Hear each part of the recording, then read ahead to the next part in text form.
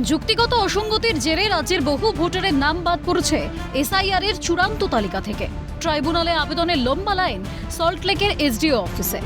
ভোর থেকে আবেদনপত্র জমা দেওয়ার জন্য দাঁড়িয়ে বহু মানুষ। মূলত যে সমস্ত ভোটারদের নাম বাদ চলে গিয়েছে তালিকা থেকে তারাই লাইনে দাঁড়িয়েছেন। দীর্ঘ সময় ধরে লাইনে দাঁড়িয়ে থাকা মানুষের অভিযোগ, ভোটার তালিকায় নাম তোলাতে গিয়ে চরম হেনস্থার সম্মুখীন হচ্ছেন তারা। মঙ্গলবার এমনই ছবি উঠে এলো সল্টলেকের এসডিও অফিস থেকে।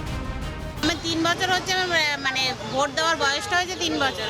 ভোট দিচ্ছি, নামটা কেটে গেল, আমার বাবার নাম এসছে, আমার নাম আসছে।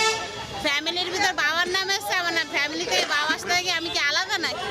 আপনি কি একাই ভোটের নাম ওঠেনি নাকি আরো বাড়ির লোকের ওঠেনি?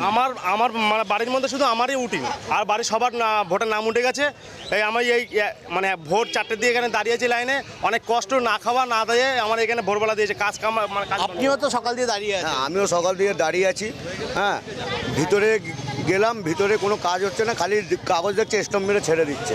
কিন্তু মানুষগুলো সকাল দিয়ে এত কষ্ট করছে, আমি নিজেই বুঝতে পারছি না কি হবে পরে। আপনার কি মনে হচ্ছে মানে ভোটার লিস্টে নাম উঠবে? মনে হচ্ছে কি, হিয়ারিংয়ে ডাকলো আমাদেরকে, হিয়ারিং করলো, সব কিছু করলো, তারপরেও আমাদেরকে এখানে আসতে হচ্ছে। এখানে খালি স্টম্প মেরে দিচ্ছে, এছাড়া কিছু না। কয়েকশো মিটার অবধি চলে গিয়েছে দীর্ঘ লাইন। সেই লাইনে নারী পুরুষ প্রত্যেকেই রয়েছেন, তাদের মধ্যে অনেকেই আবার প্রবীণ ব্যক্তিও। এদিকে ভোটের মুখে ব্যঞ্জ বাজিয়ে মনোনয়ন পেশ করছেন প্রার্থীরা, অন্যদিকে লম্বা লাইনে দাঁড়িয়ে হতাশায় ভুগছেন নাম বাদ যাওয়া ভোটাররা। চোখে মুখে তাদের একটাই প্রশ্ন, আদৌ ঠিকঠাকভাবে নাম উঠবে তো ভোটার তালিকায়? সকাল 4টে থেকে 5টা 6টার সময় কিন্তু সবাই লাইনে এসে দাঁড়িয়ে আছে এবং তাদের হয়রানি হতে হচ্ছে।